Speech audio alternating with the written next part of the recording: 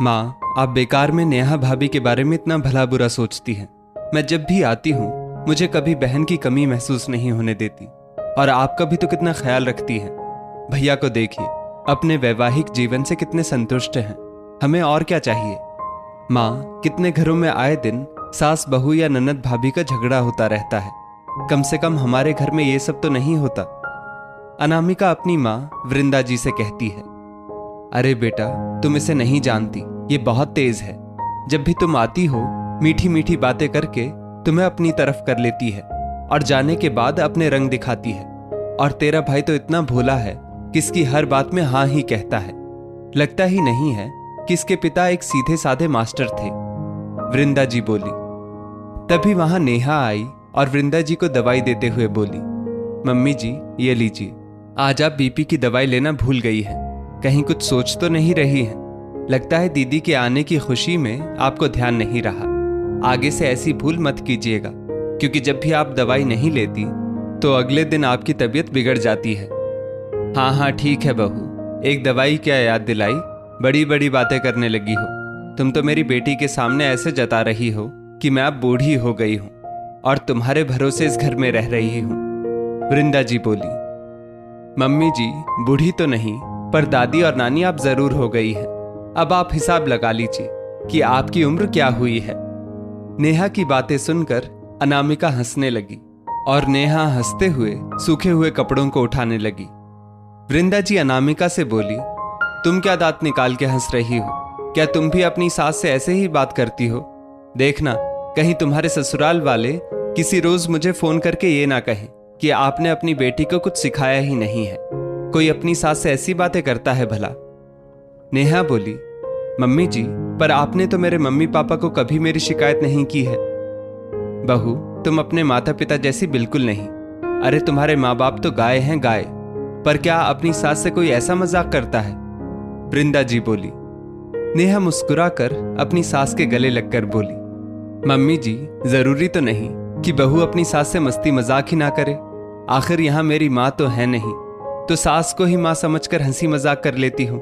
क्यों दीदी, क्या मैं गलत कह रही हूं? नेहा हंसते हुए कपड़ों को लेकर कमरे में चली गई। बहू वाले कोई लक्षण नहीं है तेरी भाभी में। 8 साल हो गए शादी को, पर इसे ना तो अभी तक घर संभालना आया है, ना मुझसे बात करना आया है। तुम्हारे बाबूजी ना जाने क्यों इसके गुण गाते थे और कहते थे, वृंदा देखना, एक समय आएगा जब तुम्हें पता चलेगा कि तुम्हारी बहू बहू नहीं अन्नपूर्णा है। वृंदा जी अनामिका से बोली। अनामिका की आंखों में आंसू आ गए और वो बोली, माँ, आप बहुत खुशकिस्मत हैं कि आपको बहू और बेटी का प्यार एक ही औरत से मिल रहा है। मुझे तो भाभी से कभी कभी जलन होती है कि उन्होंने कितनी जल्दी मेरी जगह ले ली इस घर में। काश कि मैं भी अपने ससुराल में अपनी ऐसी ही छवि बना पाती। हफ्ते भर बाद अनामिका वापस अपने ससुराल चली गई। घर सूना हो गया। वृंदा जी आंगन में उदास बैठी थी। पड़ोस से किसी के झगड़ने की आवाज आ रही थी। वृंदा जी ने देखा 2 घर छोड़कर कल्याणी जी अपनी बहू पर चिल्ला रही थी, और बहू उल्टे जवाब देकर उनको चुप करा रही थी। तभी वृंदा जी की पड़ोसन कमला जी बोली, वृंदा बहन, अच्छा हुआ मुझे बेटा नहीं है, वरना मैं कैसे रहती। पर जब आपको देखती हूं तो लगता है दुनिया में ऐसी भी सास बहू होती है, तभी संसार का संतुलन बना हुआ है। नेहा मुस्कुरा रही थी तो वृंदा जी बोली, अरे कमला बहन, हाथी के दांत खाने के कुछ और दिखाने के कुछ और होते हैं। जिस पर बीतती है वही जानता है। वृंदा बहन, आप दोनों को देखकर तो नहीं लगता कि आप दोनों भी बुरी सास बहू की तरह लड़ती होंगी। कमला जी बोली। वृंदा जी ने उनकी बात को हंसी में उड़ा दिया, जिससे नेहा के मन को बहुत दुख हुआ। रात को जब नेहा के पति मानव ने उसे उदास देखा तो उसने कारण पूछा। नेहा ने पूरी बात बताई। माँ को अच्छी बहू मिल गई है, इस कारण से वो उसका महत्व नहीं समझ रही है। जिस दिन उनका बुरी बहू से पाला पड़ेगा तब उन्हें एहसास होगा, मानव बोला। नेहा मुस्कुराने लगी, मानो उसके दिमाग में कुछ सूझा हो। मानव बोला, तुम मुस्कुरा रही हो, इसका मतलब है कुछ तो खिचड़ी पका रही हो। मैं अपना और अपनी सास का नाम बुरी सास बहू की किताब में दर्ज नहीं करवाना चाहती। अब इसके लिए मुझे अपनी सास को क्योंकि सास भी कभी बहू थी वाली फिल्म ही क्यों ना दिखानी पड़े। इतना कहकर नेहा मुस्कुराते हुए चली गई। अगले दिन बच्चे स्कूल चले गए और मानव भी दफ्तर चले गए। फिर नेहा जाकर अपने कमरे में मैगजीन लेकर पढ़ने लगी। वृंदा जी ने 1-2 बार आवाज लगाई, पर नेहा अपनी जगह पर जमी रही। वृंदा जी उसके कमरे में जाकर बोली, बहू कब से 1 कप चाय मांग रही हूं, क्या कान में तेल डालकर बैठी हो? मम्मी जी, मैं अभी आराम कर रही हूं, अगर आप चाय बना रही हैं तो मेरे लिए भी बना दीजिए। वृंदा जी हैरानी से नेहा को देख रही थी। फिर नेहा बोली, मम्मी जी, खाली दिमाग शैतान का घर होता है और आप भी तो खाली बैठी रहती हैं। ऐसा कीजिए, कपड़ों को वॉशिंग मशीन में डाल दीजिए और जब धुल जाएं तो धूप में डाल दीजिएगा। मुझे थोड़ी सुस्ती आ रही है, मैं 1 घंटे बाद दोपहर के खाने की तैयारी करूंगी। और नेहा चादर ओढ़कर मुंह घुमाकर लेट गई। वृंदा जी ने जब देखा कि उनके कहने का नेहा पर कोई असर नहीं हो रहा है, तो वो कमरे से बाहर निकली और मन ही मन सोच रही थी कि अचानक से बहू को क्या हो गया।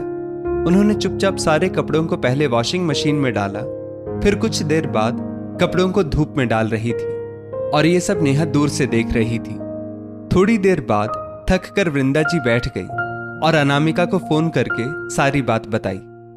मम्मी, भाभी जब आपके साथ हंसी मजाक करती थी तब भी आपको दिक्कत थी, अब वो दूसरी बहुओं की तरह आपकी बात नहीं सुनती तब भी दिक्कत है। लगता है अच्छी बहू आपको पसंद ही नहीं थी, अब भुगतो। अनामिका बोली, कुछ रोज ऐसा ही चला। नेहा घर के काम तो करती, परंतु कुछ काम वृंदा जी से करवाती थी और उनसे ठीक से बात नहीं करती थी। करीब 1 हफ्ते बाद जब घर में कोई नहीं था, वृंदा जी नेहा से बोली, बहू तुम्हारे व्यवहार में इस तरह से बदलाव, सोचो लोग देखेंगे तो क्या कहेंगे कि ये दोनों के रिश्ते भी खराब हो गए। बहू, इसकी कल्पना ना तो तुम्हारे ससुर जी ने और ना मैंने की थी, फिर तुम ऐसे कैसे बदल गई? और वृंदा जी की आंखों में आंसू आ गए। नेहा से अब रहा नहीं गया, उसने झट से वृंदा जी को गले से लगा लिया। उनके आंसुओं को पोंछते हुए बोली, मम्मी जी, मैं आपको यही तो समझाना चाहती थी कि बहू अगर सास के साथ माँ जैसा व्यवहार करे तो वो अपमान नहीं अपनापन होता है। आप भी तो कभी बहू थी, हम दोनों क्यों उन बुरी सास बहू में अपना नाम दर्ज करवाएं? अब आप बताइए, आपको मैं पहले जैसी थी या अब जैसी बनी, कौन सी वाली बहू पसंद है? वृंदा जी नेहा के कान पकड़ते हुए बोली, दोबारा से अगर मेरे साथ ऐसी हरकत की तो अनामिका की तरह तुम्हारी पिटाई करूंगी। बहू, मैं मूर्ख थी जो तुम्हें पहचान ना सकी कि तुम बहू बनकर नहीं, इस घर की बेटी बनकर रहना चाहती हो। अगर हर बहू तुम्हारी तरह हो जाए और सास अपने अहम को एक किनारे रख दे तो किसी घर में सास बहू वाले झगड़े ना हो। नेहा को गले लगाते हुए वृंदा जी बोली। तभी उधर से मानव आया और बोला, अरे वाह नेहा, तुम्हारी योजना काम कर गई, तभी दोनों सास बहू का मिलन हो रहा है। तुम्हें यह सब पता था मानव? वृंदा जी बोली, माँ ये आपकी कुछ बातों से दुखी हो जाती थी, फिर उसने ये योजना बनाई थी। मैं एक बात बोलूं, मुझे कुछ दिनों से बड़ा मजा आ रहा था। मानव बोला, अच्छा तो आपको मजा आ रहा था, फिर ऐसा करो अपने काम खुद किया करो, क्यों मम्मी जी? नेहा बोली, हाँ बहू, चलो हम अपनी चाय बनाते हैं, ये अपनी चाय खुद बनाएगा। वृंदा जी बोली। मानव बीवी और माँ के पीछे पीछे चलने लगा। जब इन सब बातों की जानकारी अनामिका को मिली तो वो बहुत खुश हुई कि उसकी माँ और भाभी का बुरी सास बहू में नाम दर्ज नहीं हुआ और उसके मायके में फिर से खुशियां लौट आई। अंत भला तो सब भला। दोस्तों, कुछ लोग कहते हैं कि ऐसी सास बहू बस कहानियों और फिल्मों में ही मिलती है। क्यों ना इन कहानियों को पढ़कर और उनके नुस्खे अपनाकर हम अपना नाम भी बुरी सास बहू की लिस्ट से बाहर निकालें। हाँ, एक बात का ध्यान जरूर रखना होगा कि यहां सिर्फ बहुएं कोशिश नहीं करेंगी, बल्कि सास को भी कोशिश करनी होगी, क्योंकि ताली एक हाथ से नहीं बजती और तभी हम अपना नाम अच्छी सास बहू की लिस्ट में दर्ज करवा सकते हैं। इस स्टोरी को लेकर आपकी क्या राय है, नीचे कमेंट करके जरूर बताइएगा और ऐसी ही और भी बेहतरीन वीडियोस के लिए हमारा पेज जरूर फॉलो करें। धन्यवाद।